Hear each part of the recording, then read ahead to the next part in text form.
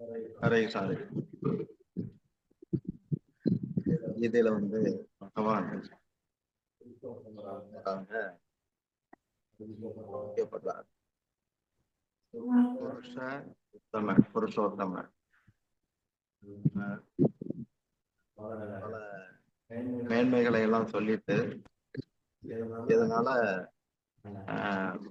மகான்கள் பெரியவங்க எல்லாம் என்ன வந்து புருஷோத்தமான்னு கூப்பிடுறாங்க. அதற்காகவே ஒரு அத்தியாயம் கீதையில வந்து மேற்கோள் காட்டினார். ஒரு ஆலமரத்தை உதாரணம் கொடுத்திருப்பார். நாம அதை பார்த்திருப்போம். அந்த மரம் வந்து ஒரு ஏரிக்கரையில அந்த மரம் இருக்குது. அந்த மரத்துக்கு 3 பக்கமும் வேர்கள் ஆழமா போயிருக்கு. வேர்கள் பக்கத்துல ஏரியில அந்த மரத்துடைய பின்பம் தெரியுது. இத ஒரு உதாரணமா பகவான் சொல்றாரு. எப்பவுமே பிம்பம் வந்து நமக்கு தெரியும், தலைகளா நம்ம சாப்பிட்டுக்கிட்டே ஒரு கண்ணாடியை பார்த்தா இடது கையில சாப்பிடுற மாதிரி அது காட்டும். இது வந்து பிம்பத்துடைய குறைபாடு. இயல்புல சரியாதான் இருக்கு, ஆனா அது உல்டாவாகி பார்க்கும்போது அப்படி வருது. இந்த மரத்துடைய வேர் வந்து மேல இருக்கு அப்படிங்கிற அர்த்தம். மேல இருக்குது. அது யாருக்கு அதை சொல்றாருன்னா மேலானவங்களுக்கு சொல்லல. அதுல 7ஆம் அத்தியாயத்துல மேலான இயற்கை கீழான இயற்கைன்னு 2 சொல்றாரு. பஞ்சபூதங்களும் மனம் புத்தி ஆகாரம் 8 சேர்ந்து தாழ்ந்தது அப்படின்னு சொல்றாரு. மேலானதுங்கிறது தேவர்களா இருக்கலாம், ஆன்மாக்களா இருக்கலாம், இறைவனுடைய ஆற்றலா இருக்கலாம். இதெல்லாம் மேம்பட்டது. இதுக்கு ரூட் இந்த மரத்துக்கு எப்படி ஏரியில வந்து அதுல ஒரு மரம் தெரியுது. ஏரியில அதோடைய வேர் எங்க இருக்குன்னு சொல்லி ஏரியில போய் பார்த்தா ஒண்ணும் தெரியாது. நிழல் தானே அது. நிழல்ல எப்படி நிஜம் தெரியும்? நிழலுக்கு காரணம் தான் நிஜமே ஒழிய நிழலே வந்து நிஜமாட்டம் உலகத்துல தேடப்படுது. தண்ணீர்ல நீந்துறாது. எவ்வளவு கிளை இருக்கு, எவ்வளவு வேர் இருக்கு, எவ்வளவு இலை இருக்கு, அவருக்கு ஏமாற்றம் தான் வரும். அதனாலதான் இது கடக்க முடியாத பவசாகரம் அப்படின்னு சொல்றாங்க. ஏரி வந்து ரொம்ப பிரம்மாண்டமானதா இருக்கு. அதுல 3 வேர்கள் வந்து அந்த மரத்தை பிடிச்சிருக்குங்கிறார். ஏரிக்கு வெளியே தான் மரம் இருக்கு. அதே போல நம்ம பிரபஞ்சங்களுக்கு மேல இறைவனுடைய இருப்பிடத்துல இருந்து ஜீவர்கள்லாம் வராங்க. அங்கிருந்துதான் ஜட உலகம், ஆன்மீக கடகங்கள் எல்லாமே அவர்ல இருந்து இறைவன்ல இருந்து தோன்றுது. அப்போ காரணம் மேல இருக்கு, காரியம் கீழே இருக்கு. ஆனா கீழே இருக்கிற காரியத்துக்கு காரணத்தை கீழே தேடக்கூடாது அப்படிங்கிறது மறைபொருள் அர்த்தம்.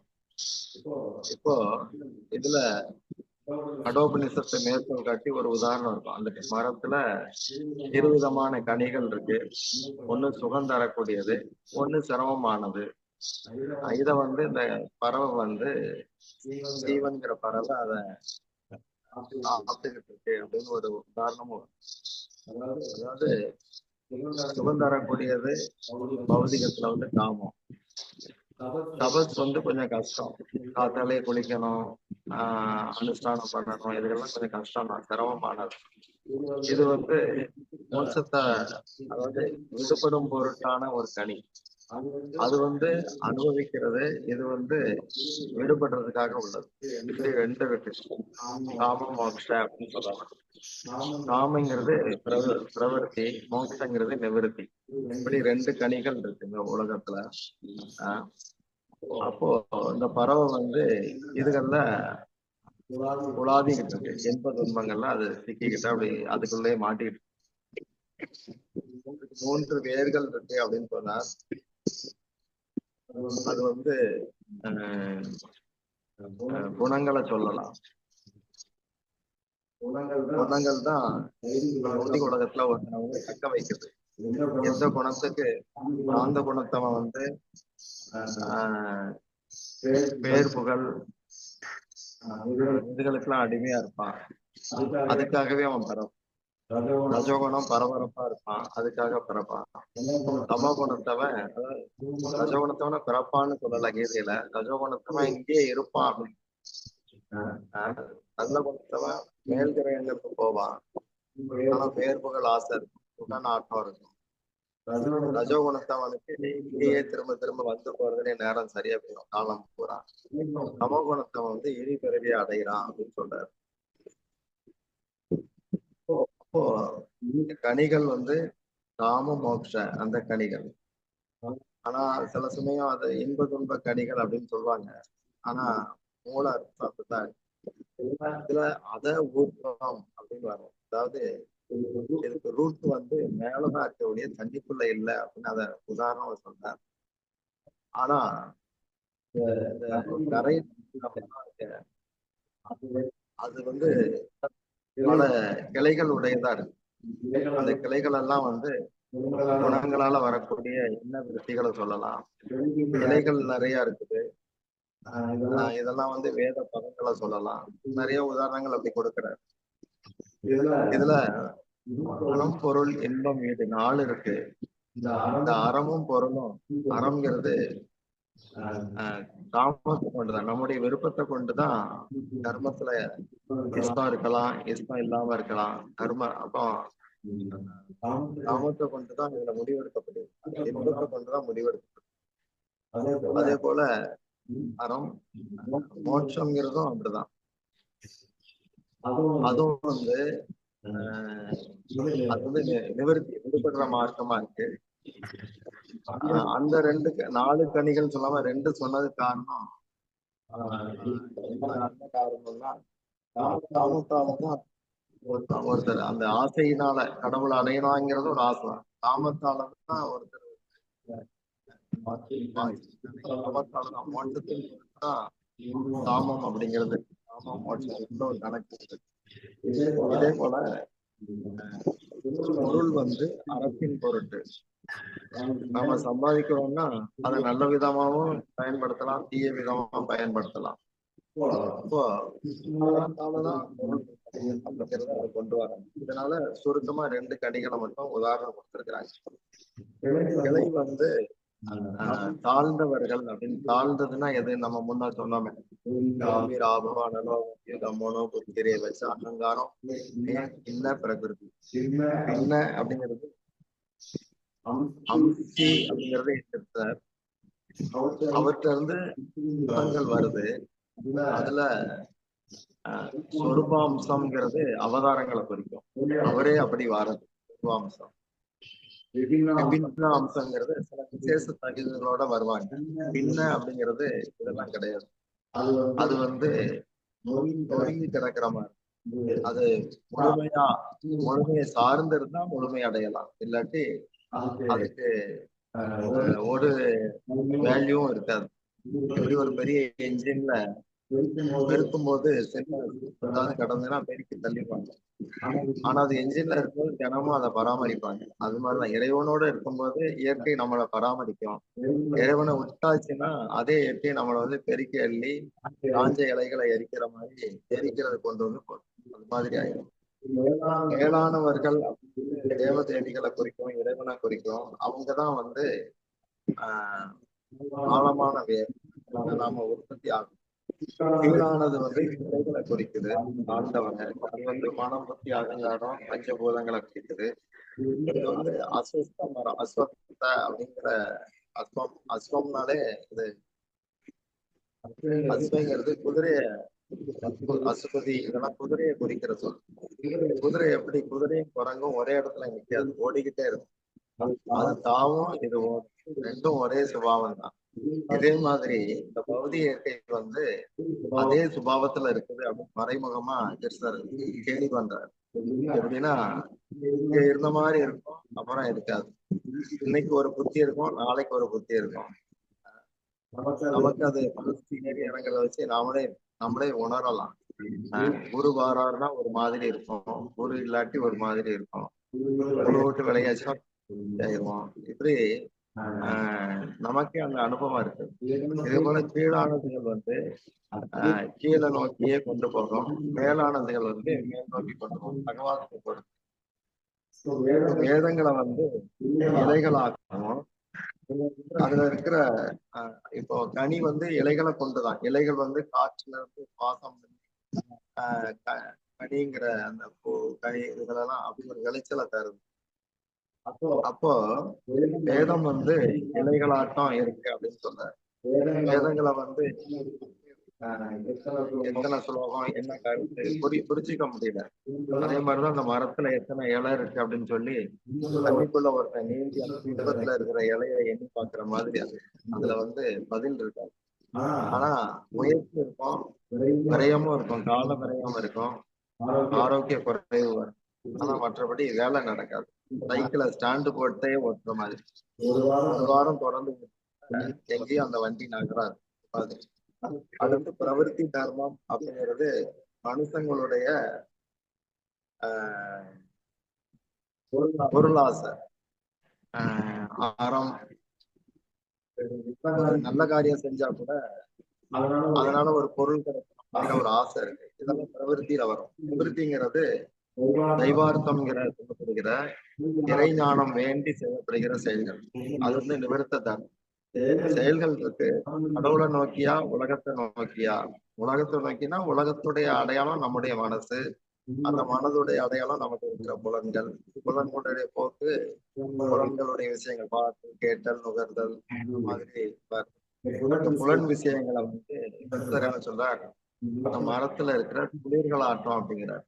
துளிர்கள்ங்கிறது குறுத்து விடுத அந்த அதை குறிக்கும். அந்த துளிர்கள் வந்து கசக்குன்னா உடனே கசக்கு.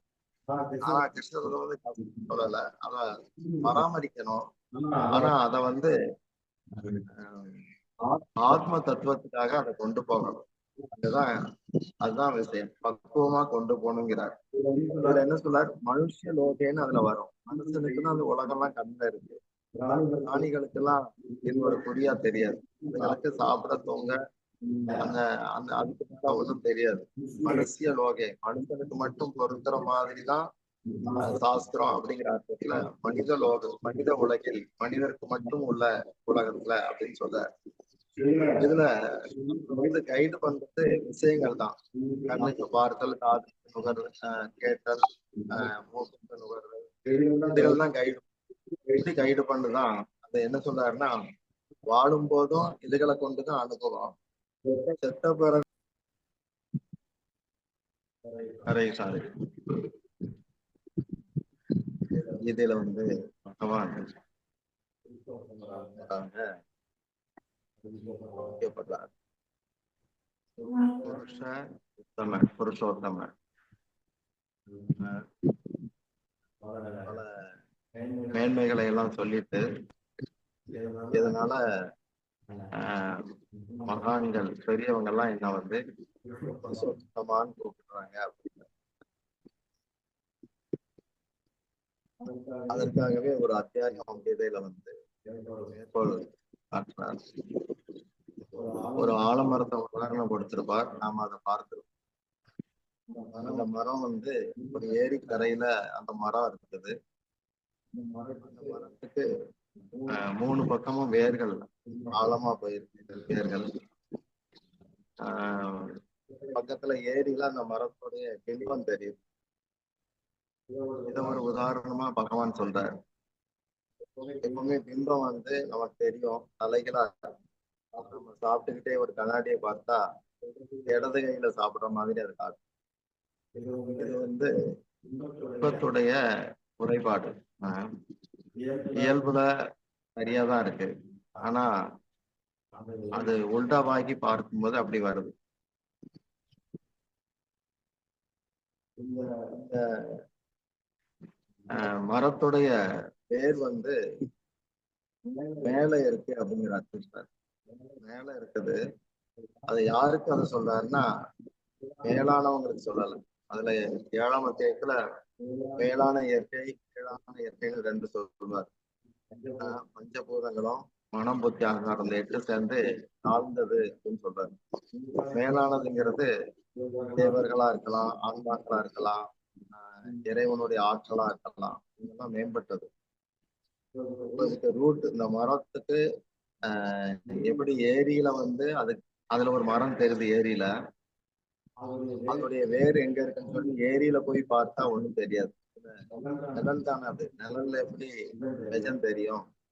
நிழலுக்கு காரணம் தான் நிஜமே ஒழிய நிழலே வந்து நிஜமாட்டம் உலகத்துல தேடப்படுது. தண்ணீர்ல நீந்துறாது. எவ்வளவு கிளை இருக்கு, எவ்வளவு வேர் இருக்கு, எவ்வளவு இலை இருக்கு, அவருக்கு ஏமாற்றம் தான் வரும். அதனாலதான் இது கடக்க முடியாத பவசாகரம் அப்படின்னு சொல்றாங்க. ஏரி வந்து ரொம்ப பிரம்மாண்டமானதா இருக்கு. அதுல 3 வேர்கள் வந்து அந்த மரத்தை பிடிச்சிருக்குங்கிறார். ஏரிக்கு வெளியேதான் மரம் இருக்கு. அதே போல நம்ம பிரபஞ்சங்களுக்கு மேல இறைவனுடைய இருப்பிடத்துல இருந்து ஜீவர்கள்லாம் வாராங்க. அங்கிருந்துதான் ஜட உலகம், ஆன்மீக கடகங்கள் எல்லாமே அவர்ல இருந்து இறைவன்ல இருந்து தோன்றுது. அப்போ காரணம் மேல இருக்கு, காரியம் கீழே இருக்கு. ஆனா கீழே இருக்கிற காரியத்துக்கு காரணத்தை கீழே தேடக்கூடாது அப்படிங்கிறது மறைபொருள் அர்த்தம். இப்போ இதுல கடோபனிஷத்தை மேற்கோள் காட்டி ஒரு உதாரணம் இருக்கும். அந்த மரத்துல 2 விதமான கனிகள் இருக்கு. ஒண்ணு சுகம் தரக்கூடியது, ஒண்ணு சிரமமானது. இத வந்து இந்த பறவை வந்து ஜீவன்கிற பறவை அதை சாப்பிட்டுக்கிட்டு இருக்கு அப்படின்னு ஒரு உதாரணமும். அதாவது சுகம் தரக்கூடியது பௌதிகத்துல வந்து காமம். தபஸ் வந்து கொஞ்சம் கஷ்டம். காத்தாலே குளிக்கணும், அனுஷ்டானம் பண்ணணும், இதுக்கெல்லாம் கொஞ்சம் கஷ்டம் தான், சிரமமானது. இது வந்து மோட்சத்தை அதாவது விடுபடும் பொருட்டான ஒரு கனி. அது வந்து அனுபவிக்கிறது, இது வந்து விடுபடுறதுக்காக உள்ளது. இப்படி 2 இருக்கு. காமம் மோட்ச அப்படின்னு சொல்றாங்க. காமங்கிறது பிரவருத்தி, மோட்சங்கிறது நிவர்த்தி. இப்படி 2 கனிகள் இருக்கு இந்த உலகத்துல. அப்போ இந்த பறவை வந்து இதுகள்ல உலாதிக்கிட்டு இருக்கு. இன்ப துன்பங்கள்லாம் அது சிக்கிக்கிட்டு அப்படி அதுக்குள்ளே மாட்டிக்கிட்டு 3 வேர்கள் இருக்கு அப்படின்னு சொன்னா அது வந்து குணங்களை சொல்லலாம்.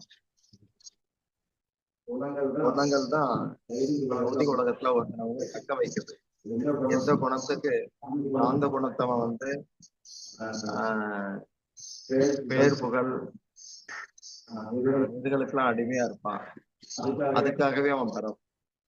ரஜோகுணம் பரபரப்பா இருப்பான், அதுக்காக பிறப்பான். தமோ குணத்தவன் ரஜோகுணத்தவன பிறப்பான்னு சொல்லல கீதையில. ரஜோகுணத்தவன் இங்கேயே இருப்பான் அப்படின்னு. நல்ல குணத்தவன் மேல் கிரகங்களுக்கு போவான், ஆனா பேர் புகழ் ஆசை இருக்கும், புகழ் ஆட்டம் இருக்கும். ரஜோகுணத்தவனுக்கு இங்கேயே திரும்ப திரும்ப வந்து போறதுலே நேரம் சரியா போயிடும், காலம் பூரா. தமோ குணத்தவன் வந்து இனி பிறவியை அடைகிறான் அப்படின்னு சொல்றாரு. அப்போ இந்த கனிகள் வந்து காம மோட்ச அந்த கனிகள். ஆனா சில சமயம் அது இன்ப துன்ப கனிகள் அப்படின்னு சொல்லுவாங்க. ஆனா மூல அர்த்தம் அப்படிதான் இதுல அத ஊர்வம் அப்படின்னு வரும். அதாவது இதுக்கு ரூட் வந்து மேலதான் இருக்கக்கூடிய தண்ணிக்குள்ள இல்லை அப்படின்னு அத உதாரணம் சொல்றார். ஆனா கரை அது வந்து பல கிளைகள் உடையதா இருக்கு. அந்த கிளைகள் எல்லாம் வந்து குணங்களால வரக்கூடிய என்ன விருத்திகளை சொல்லலாம். கிளைகள் நிறைய இருக்குது. இதெல்லாம் வந்து வேத பதங்களை சொல்லலாம். நிறைய உதாரணங்கள் அப்படி கொடுக்கிறார். இதுல அறம் பொருள் இன்பம் வீடு 4 இருக்கு. இந்த அறமும் பொருளும், அறம்ங்கிறது காமத்தை கொண்டுதான், நம்முடைய விருப்பத்தை கொண்டுதான் கர்மத்துல இஷ்டம் இருக்கலாம், இஷ்டம் இல்லாம இருக்கலாம். அப்போ காமத்தை கொண்டுதான் இதுல முடிவெடுக்கப்படுது, இன்பத்தை கொண்டுதான் முடிவெடுக்கப்படுது. அதே போல அறம் மோட்சம்ங்கிறதும் அப்படிதான். அதுவும் வந்து அது வந்து நிவர்த்தி விடுபடுற மார்க்கமா இருக்கு. அந்த 4 கனிகள் சொல்லாம 2 சொன்னது காரணம் என்ன காரணம்னா காமத்தாலதான் ஒருத்தர் அந்த ஆசையினால கடவுளை அடையலாங்கிறது ஒரு ஆசை. காமத்தாலதான் ஒருத்தர் காமத்தாலதான் மோட்சத்தின் காமம் அப்படிங்கிறது காமம் மோட்சம் ஒரு கணக்கு. இதே போல பொருள் வந்து அறத்தின் பொருட்டு நாம சம்பாதிக்கிறோம்னா அதை நல்ல விதமாவும் பயன்படுத்தலாம், தீய விதமாவும் பயன்படுத்தலாம். அப்போ அப்படிங்கிறத கொண்டு வர. இதனால சுருக்கமா 2 கனிகளை மட்டும் உதாரணம் கொடுத்திருக்கிறாங்க. கிளை வந்து தாழ்ந்தவர்கள் அப்படின்னு. தாழ்ந்ததுன்னா எது? நம்ம முன்ன சொன்னோமே,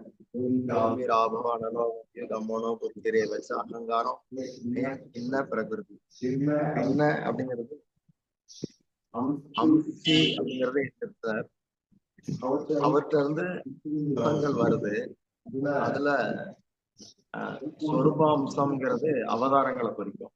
அவரே அப்படி வாரது சொரூபாம்சம். பின்ன அம்சங்கிறது சில விசேஷ தகுதிகளோட வருவாங்க. பின்ன அப்படிங்கிறது இதெல்லாம் கிடையாது. அது வந்து நொறுங்கி கிடக்கிற மாதிரி. அது முழுமையை சார்ந்து இருந்தா முழுமை அடையலாம், இல்லாட்டி அதுக்கு ஒரு வேல்யூவும் இருக்காது. எப்படி ஒரு பெரிய என்ஜின்ல பெருக்கும் போது ஏதாவது கடந்ததுன்னா பெருக்கி தள்ளிப்பாங்க. ஆனா அது என்ஜின்ல இருக்கும்போது தினமும் அதை பராமரிப்பாங்க. அது மாதிரிதான் இறைவனோட இருக்கும்போது இயற்கை நம்மளை பராமரிக்கும். இறைவனை விட்டாச்சுன்னா அதே இயற்கை நம்மளை வந்து பெருக்கி அள்ளி காஞ்ச இலைகளை எரிக்கிற மாதிரி எரிக்கிறது கொண்டு வந்து அது மாதிரி ஆயிடும். மேலானவர்கள் தேவதேவிகளை குறிக்கும், இறைவனை குறிக்கும். அவங்கதான் வந்து ஆழமான வேர் நாம உற்பத்தி ஆகும். கீழானது வந்து இலைகளை குறிக்குது, ஆழ்ந்தவங்க. அது வந்து மனம், புத்தி, அகங்காரம், பஞ்சபூதங்களை குறிக்குது. இது வந்து அஸ்வஸ்த மரம், அஸ்வத்த அப்படிங்கிற அஸ்வம்னாலே இது அஸ்வங்கிறது குதிரைய, அசுபதி இதெல்லாம் குதிரையை குறிக்கிற சொல். குதிரை எப்படி? குதிரையும் குரங்கும் ஒரே இடத்துல நிற்காது, ஓடிக்கிட்டே இருக்கும். அது தாவும் இது ஓடும், ரெண்டும் ஒரே சுபாவம் தான்.